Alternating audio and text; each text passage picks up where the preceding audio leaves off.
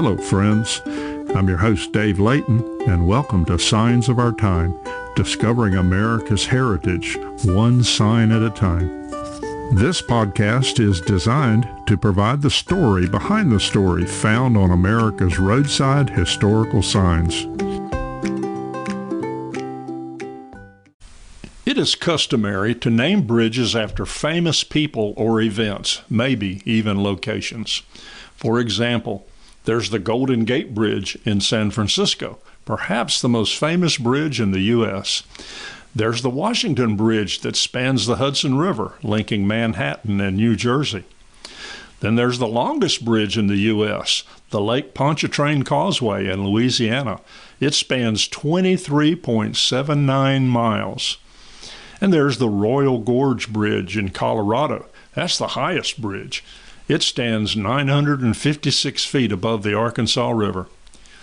Well, my all-time favorite bridge is the Tunkhannock Creek Viaduct, or the Nicholson Bridge as it's called.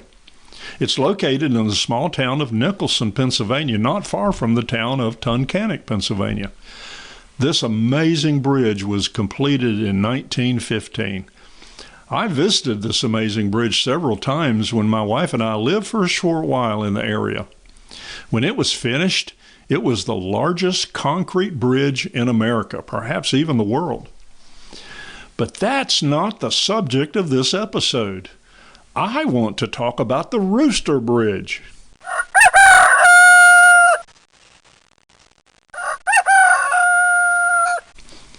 Just outside the small western town of Demopolis, Alabama, is the Rooster Bridge. It spans the Tombigbee River. It was open to traffic on the old Dixie Overland Highway, what's now U.S. Highway 80. It was opened in 1919. The old Dixie Overland Highway stretched from San Diego, California to Savannah, Georgia, and the Tombigbee River near Demopolis was the only break in that highway. Well, this otherwise ordinary bridge received its unusual name because of how money was raised for its construction. The original Rooster Bridge was built using money raised from a public auction of roosters that were donated by famous personalities. There were over 600 roosters donated for the auction. Among those donating roosters were President Woodrow Wilson and Vice President Thomas Marshall. Other contributors included Prime Ministers of England, France, Italy, and the King of Belgium. There were also several celebrities of the day: Mary Pickford, Roscoe, Fatty Arbuckle, U.S. General John Pershing, just to name a few. In that time period, rooster fighting was common and accepted. By the way, Helen Keller donated a small blue hen. Miss Keller is said to have commented that it was just not very ladylike to sponsor a rooster, so she sponsored the hen. The idea of this unusual way to raise funds came from an auctioneer named Frank Derby. $75,000 was needed to build the bridge. Mr. Derby's idea raised about $40,000. Alabama made up the difference, and the bridge was completed in 1925. Since the amount raised was less than Mr. Derby had contracted for, he was not paid for his services. Also, anyone entering the area of the event had to purchase and wear a rooster button, and it cost $2. It had an image of a rooster on it along with the slogan, "Bridge the Bigbee with Cocks." It's recorded that there were about 11,000 buttons sold at the 1919 auction. Oh, by the way, the name of the river, Tombigbee, is a Choctaw Indian word meaning box builder, or more accurately, coffin builder.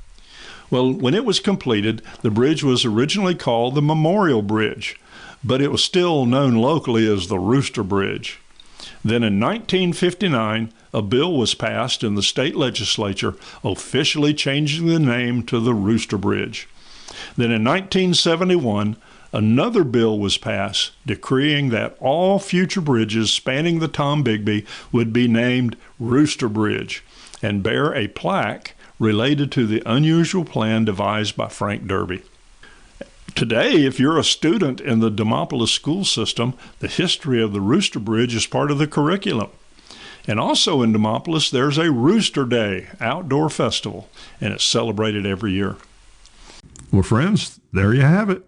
A story behind the story from America's historical signs and markers. I hope you enjoyed this episode. I invite you to subscribe and continue listening as we bring more episodes about the rich heritage of our great nation. Please share this podcast with others. If you have interesting stories about historical signs and markers, email me at americanhistoricalmarkers@gmail.com. That's americanhistoricalmarkers@gmail.com. Maybe your story behind the story will be featured. I'm your host, Dave Layton, and thank you for listening, and safe travels